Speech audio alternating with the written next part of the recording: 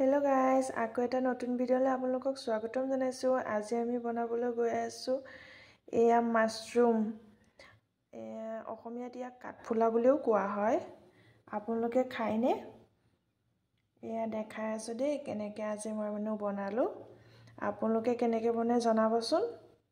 মই ইয়াক কুটি বাছি সাফা কৰি গৰম পানী দি ধুই লম। কেৰাহী গৰম হোৱাৰ পিছত তেজপাত দিলো, তেজপাতৰ পিছত পিঁয়াজ দিলো।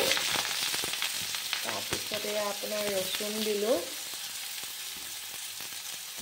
এয়া জলকীয়া এড কৰিলোঁ।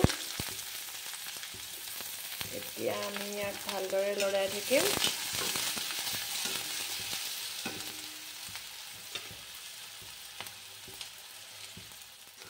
এতিয়া মই ইয়াত পিঁয়াজখিনি ভাজি আছোঁ অকণ ৰঙচুৱা হোৱালৈকে। কেৰাহীটো লেতেৰা বুলি নাভাবিব দেই, এইটো লোহাৰৰ কেৰাহী হয়। এতিয়া মই ইয়াতে এড কৰিম এটা কুটি লোৱা বিলাহী।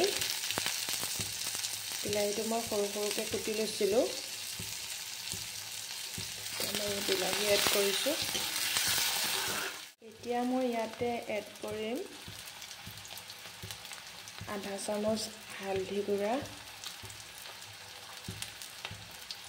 আধা চামুচ জিৰা পাউডাৰ, আধা চামুচ ধনিয়া পাউডাৰ আৰু আধা চামুচ ৰেড চিলি পাউডাৰ। এতিয়া মই ইয়াতে এড কৰিছোঁ অলপ নিমখ। এতিয়া ইয়াক মই ভালদৰে লৰাই থাকিম।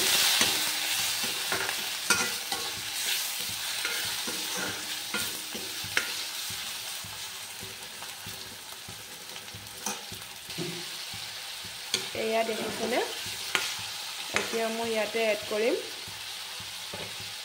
মাছৰুমখিনি।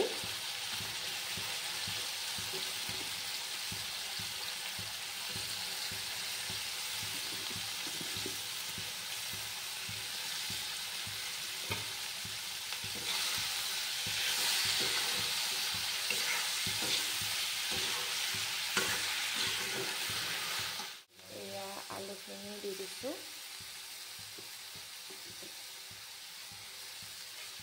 এতিয়া মই এইখিনি অলপ টাইম ভাজিম। এতিয়া মই 15 মিনিটমান ভাজি হোৱাৰ পিছত মই ইয়াত অলপ গৰম পানী দিম।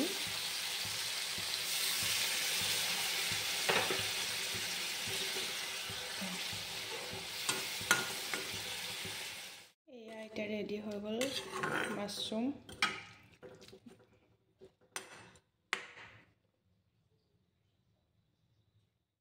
এয়া এতিয়া ৰেডি হৈ গ'ল মাছৰুম। গৰমে গৰমে খাওক আপোনালোকে গৰম ভাতৰ লগত। আজিলৈ ভিডিঅ'টো ইমানেই আছিলে। ভাল লাগিলে লাইক, কমেণ্ট, শ্বেয়াৰ আৰু ছাবস্ক্ৰাইব কৰি দিব। Bye bye.